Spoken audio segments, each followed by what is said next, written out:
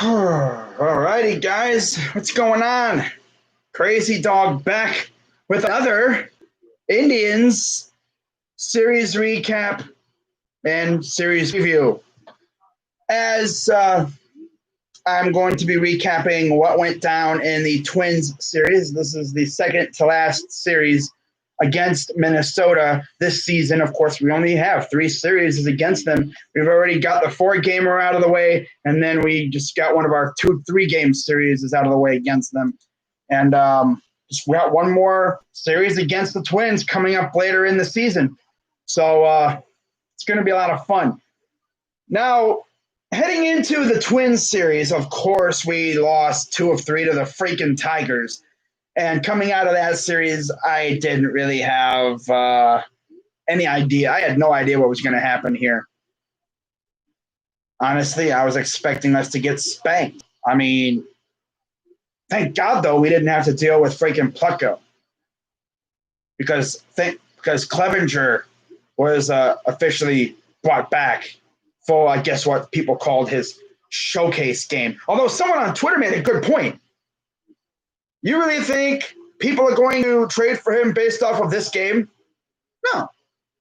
They're going to trade for him based off his contract details. The fact that he's got multiple years of control left, and he is a top-tier pitcher in the MLB.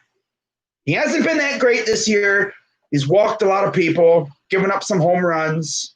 But other than that, I mean, he'll get you good performances. He'll help you win games. That's all that matters. Now, first game in this series, we had one of our most underrated pitchers on the mound, and Aaron Savale. And honestly, Savale has been fantastic at times. And once again, he was good.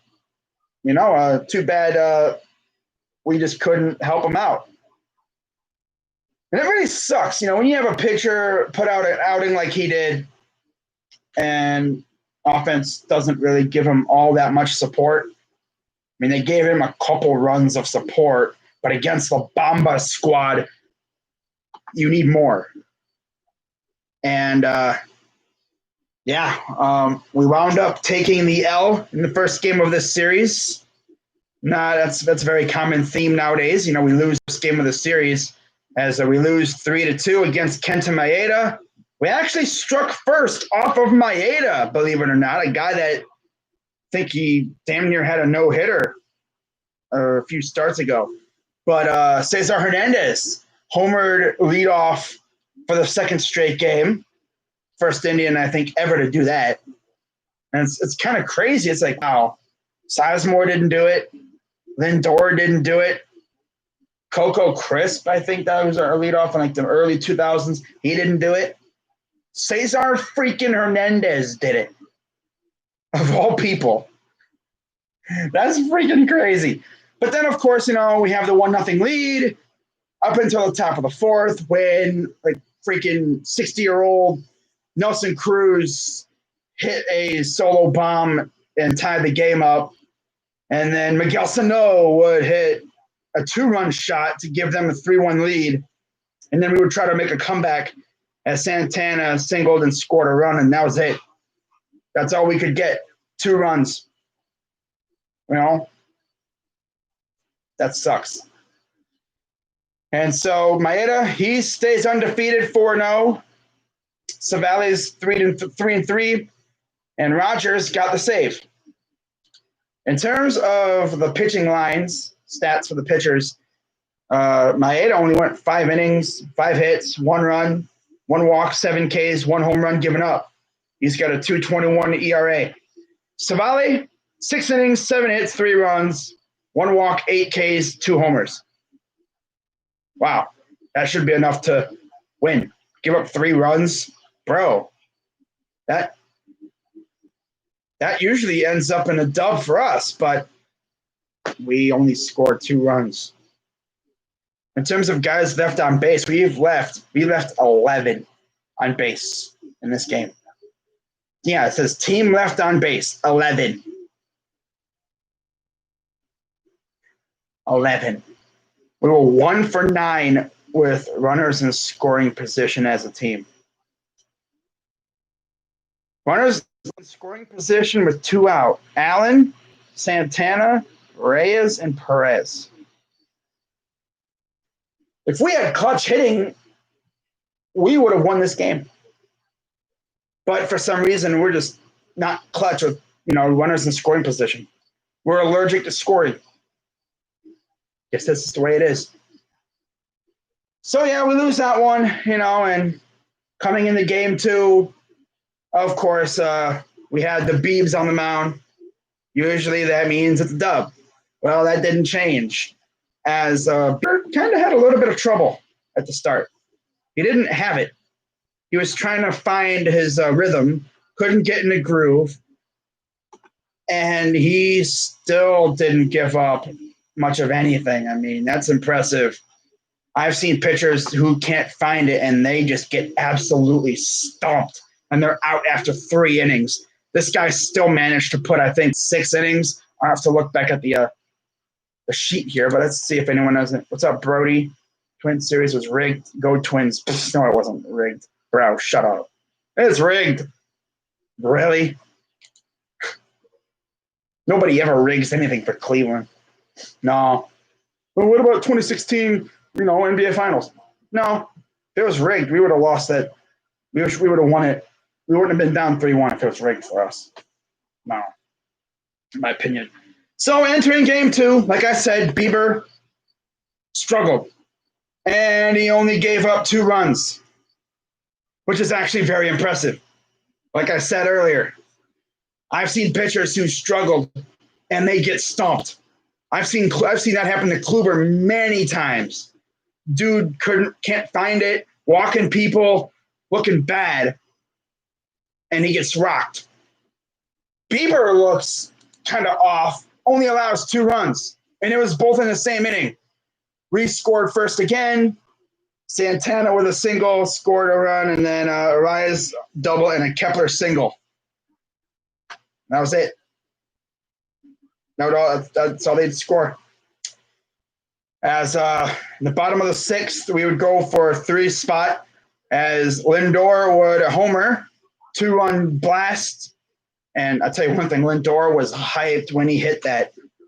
He didn't flip his bat, but he kind of like threw it a little bit. Kind of like what Tim Anderson did last year against the Royals. That resulted in a bit of a tussle. But he was like, yelling and screaming at it. He's like, yeah, let's go, something like that. He was hyped, to say the least.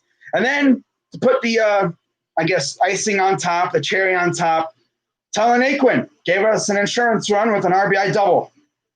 And that would be it. Bieber gets the dub, 6-0.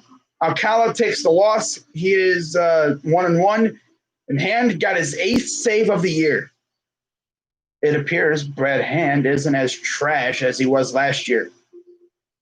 Let's just hope he doesn't run into Hunter Dozier again, which I'm pretty sure he will. We still got 2 series coming up against Kansas City within the next couple weeks, including in a matter of a couple days in Kansas City coming out of the trade deadline, which, by the way, I have not heard anything in reference to any possible trades for the Indians, just a whole lot of people making up rumors and stuff. Although we did have a trade today involving the Mariners and the Blue Jays. Blue Jays acquired Taijuan Walker for, I guess, a player to be named later, or cash.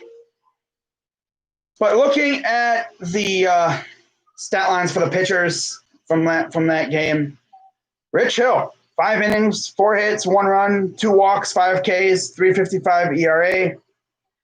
And Bieber, who is now 6-0 on this season, 6 innings, 4 hits, 2 runs, 3 walks. Yikes, that's bad for Bieber. And 10 Ks. This dude struggled through this first 5 or so innings, and he still got 10 Ks. Still went 6 innings. That's insane. 1.35 ERA. Kid's crazy. I love it. He's amazing. He's probably going to be up there for the Cy Young if he keeps this up. But yeah, man, got a big dub, even the series up. And then we talk about what happened yesterday. So Clevenger comes back, and I wasn't really sure what I was going to expect. Wasn't sure what to expect. What kind of Clevenger were we going to get? Were we going to get the old-fashioned ace Clevenger who would go out there and shove, striking out like 15, maybe like giving up like maybe 2 runs or whatever? Or were we going to get the Clevenger that we saw when he came off the injured list last year against Baltimore, where he got absolutely shelled? Well, for the most part, we got low-key ace Clevenger. Although at the start, he gave up a home run to Max Kepler, because of course he did. Of course. Couldn't help himself.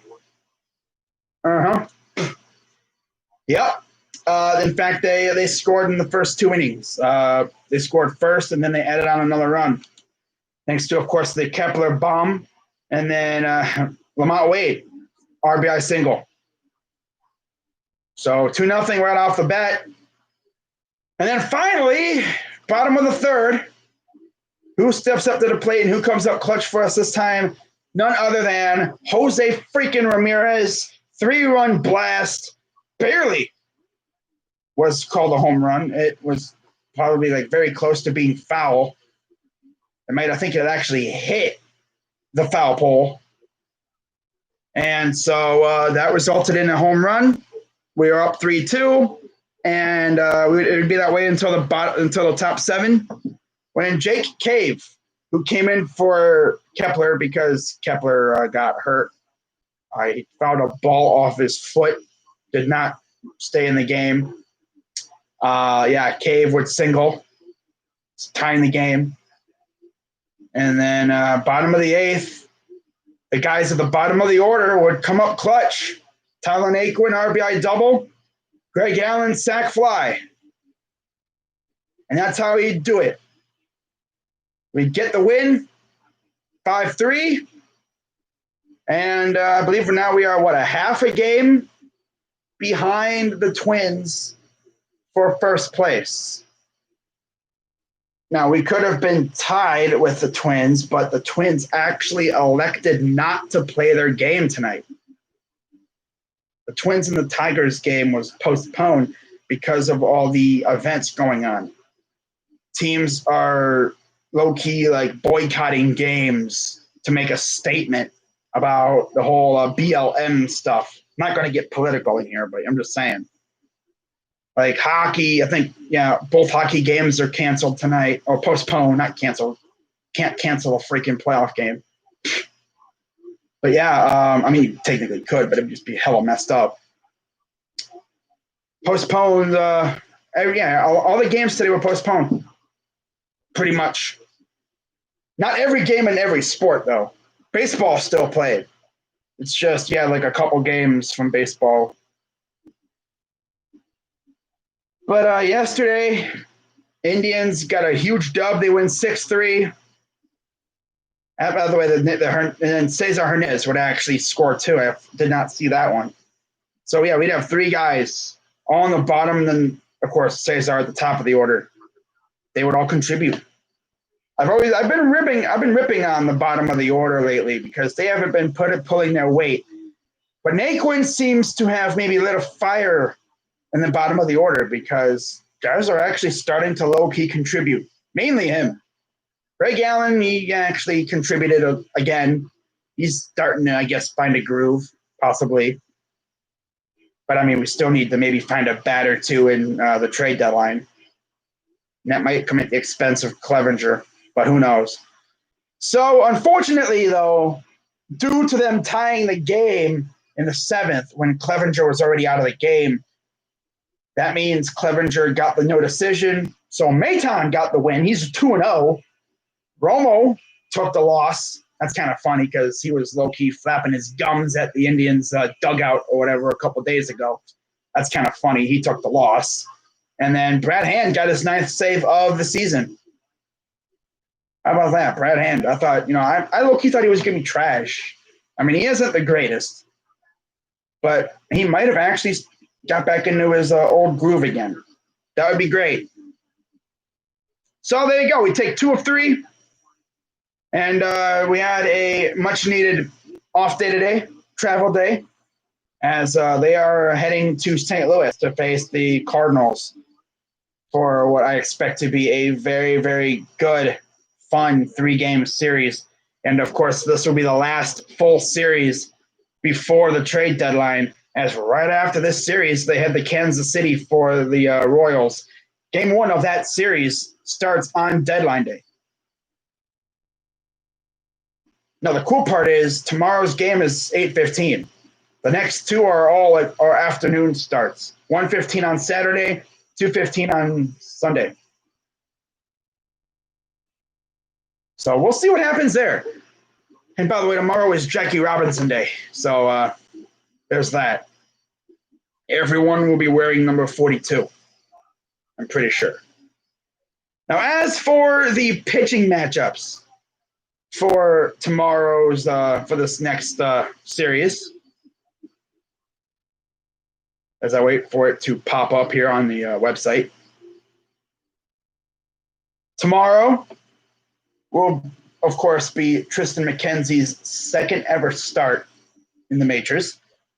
And he'll be going up against Ponce de Leon. Okay. Ponce de Leon is 0-2 with a 5.25 ERA. And the Cardinals are coming off a series against the Pirates, I guess. They played 2 tonight against the Pirates. Doubleheader. Yeah, man. I mean, this would be a fun series. Can't wait for tomorrow. Hopefully McKenzie can ride off the great start he had in his debut. So for Saturday, it'll be Carlos Carrasco against To Be Decided. I've always heard To Be Decided is a fantastic pitcher. He has a nasty fastball, deadly curve. His sinker is ungodly. I mean, To Be Decided, player to be named later, and cash considerations are literally like the 3 best players in Major League history. They're Hall of Famers. That's so funny. And the thing is, nobody's ever seen their face. Oh, yeah. Cash considerations is fantastic, too. I guess I didn't know. Yeah. I love that whole thing. And then it will be Savelli on the mound against, wow, they're having TBD pitch 2 games in a row. He must be elite for that. Wow. TBD is pitching 2 days in a row. Sheesh. And cash considerations is literally in almost every trade, bro. Sheesh, man. I think the funniest one is when people say, wow, they're having TBD pitch every day. Dude's elite. His arm must be freaking gone by the time the season's over. But no, they just haven't announced their starters yet. I'll probably have an update when the games come on. But then after that, we got Kansas City, and of course that's on trade deadline day or night. Yeah, 8:05 p.m. So pretty much to say this, if we make a trade on deadline day, there is really no chance that player plays that night. And we would most likely see that player or players, you never know, possibly play in the next game, which is also an 8:05 start. So you have 2 straight 8:05s, and then on Wednesday is another 8:05. And then we got Milwaukee. Nice. We return home on September 4th against Milwaukee. Lovely. Now, for those wondering about the standings, as I look at the chat real quick, Flaherty starting Saturday, Wainwright starting Sunday. Oh, fantastic. Okay. Should be a lot of fun. Can't wait. It wasn't rigged. Naquin is goated. Yeah, he's clutch. He's insanely clutch. It's good to see he possesses the clutch gene. You always love when a player has that clutch gene, man. Like, Naquin would be up, and you'd have like a guy on second, winning run on second or something, and he'd just hit it to the right place, and you would wind up scoring the winning run. Now, as we are now past the halfway mark, let's take a look and see how the standings look. What's this advanced standings section here? See what this is.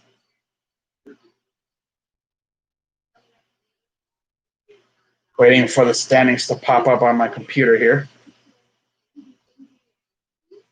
Crazy Doug, why don't you have it readily available? Why, this was literally a spawn of the moment thing. I was not thinking about looking at the standings, but here's the standings. AL East, Tampa Bay leads. They're up. They're at 21-11, which is actually freaking insane that the freaking Rays lead the AL East. Now they've played more games, obviously, because the Yankees missed a while there, thanks to the Marlins, the Phillies, and all them. Yeah, but they're right up there. 21-11. Yankees are 16-11. They're going by mainly a percentage, but still, Yankees are in second. Toronto is in third, and Baltimore and Boston round out the AL East. Now the AL Central, just like we expected, it's going to be a freaking war. Yep, it's a slugfest, just like I predicted. Minnesota, Chicago, and Cleveland are all right there. Yep, all right there. Both us and Chicago are a half game behind Minnesota. And to think if Minnesota played tonight, we would have been a half a game ahead of them in the loss column. Or maybe we would have been probably a game behind them in the win column. Or whatever. Because we're both only a half a game behind. Wow. But hey, man, it's starting to get into crunch time. As for the AL West, it's once again become a two-horse race, like we always thought it would be. Oakland and Houston. Seattle, they've rebounded nicely. They're in second. They're in third. The Rangers are in fourth, and the Angels are in last, 10-22. Wow, that's insane. In the NL East, Atlanta leading like we thought. Miami is in second place. You can put that in the category of things I never thought I would see. Did not think I would see Miami in second. Now, of course, what really helps them is with this season the way it is, they called up some of their really, really good prospects like Sixto Sanchez. And they're out here balling. They're looking good. Let's see if they can keep it up, though. Philadelphia is in third, Mets are in fourth, and Washington is in fifth. Now, pretty much everyone is within striking distance of one another. Still got a lot of baseball to be played, so we'll see what develops there. In the Central, Cubs lead 18-12. Cardinals are 3 games behind at 11-11. Again, because of the virus, they did miss a couple games. They did it, was it a week or so that they couldn't play? Something like that. Brewers, think they ran into the same predicament. Reds and Pirates. I'm pretty sure almost every team in the Central, besides maybe the Cubs, had to navigate around the virus in some fashion. I think they've had games taken away because of that or postponed. The freaking Cardinals got to play a crazy amount of doubleheaders over the next few weeks. It's insane, including tonight. It's insane. Those guys are going to be worn out by the time the season's over. Wow. Meanwhile, out west, It's pretty much as you'd expect. Dodgers are leading 23-9. Slam Diego. They're in second, 19-13. We're starting to see that young talent start to rise to the top, and they're starting to show out. Tatis and company, they're looking like a team to be scared of within the next year or two. That pitching staff, they can get that pitching staff right. Phew. God, I hate to face them. I think we'll be facing them. No, we were supposed to face them this year, but obviously that ain't going to happen. I think we play the NL Central again next year. I'm pretty sure, but we'll see what happens. Colorado's in third. San Francisco, surprisingly, is in fourth. Well, not surprisingly about that, but they're actually not bad. 15-17. They're like a game and a half or so, 2.5 maybe or so behind, like a game and a half or so behind Colorado. They're right there. And Arizona, 13-19. So, yeah, it's lovely. Now, let me see if I can do this correctly now as we take a look at the league. What would the playoffs look like as, of course, they take the top 8 teams on each side? Oakland, Toronto, Houston, Tampa, New York would play Minnesota. Oh, my God. The Twins can't avoid the freaking Yankees. It's so funny. And then we would play the White Sox. Okay, so we get another shot at Chicago again. Okay. We're tied, so it makes sense. Wow. No matter what the Twins do, they cannot avoid the Yankees. The Yankees are their daddies. Now, of course, these are all the first round of these games would all be, I believe, best of 3 series. So that would be fun. Now, teams that are still in the hunt, you have freaking Baltimore, Detroit, freaking Kansas City. You know there's going to be a trash team or two that make the playoffs. Imagine Detroit makes the playoffs.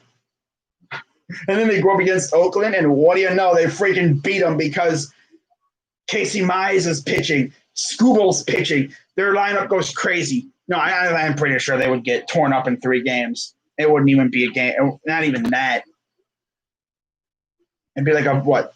Yeah, they would get torn up. Best of 3, so it'd be what? First to 2 wins? Yeah, it would be over in like 2 games. Like, bro, Detroit's, I don't know, against Oakland, they face like freaking Oakland or somehow Tampa. Oh, God, it's a wrap. I mean, don't sleep on Detroit, but, bro, seriously, bro. And you know they don't want to see us in the playoffs. Hell no. Because we their daddies. They beat us twice for the first. When was the last time we lost a series to them? Sheesh. It's been a. It had to be when they were actually good. When they had like JD Martinez and freaking Victor Martinez, I think Peralta, freaking Elite Miggy, Torrey Hunter. God, back when Mr. I was alive, I'm pretty sure.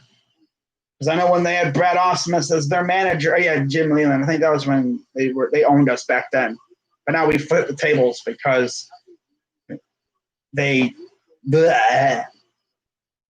suck. I mean, yeah, we're just halfway through the season. Who knows what will happen over these next 20-some games? It'll be fun though. Now, in terms of the National League, this is gonna be fun. If this is the way I think it is, I think this is the way I can't even speak. Oh my God! God! I start talking and my mouth does. But here's how the National League would shake up. Whatever. Here's how the National League would look. Oh my God, this is so cringe. The Dodgers would face San Francisco?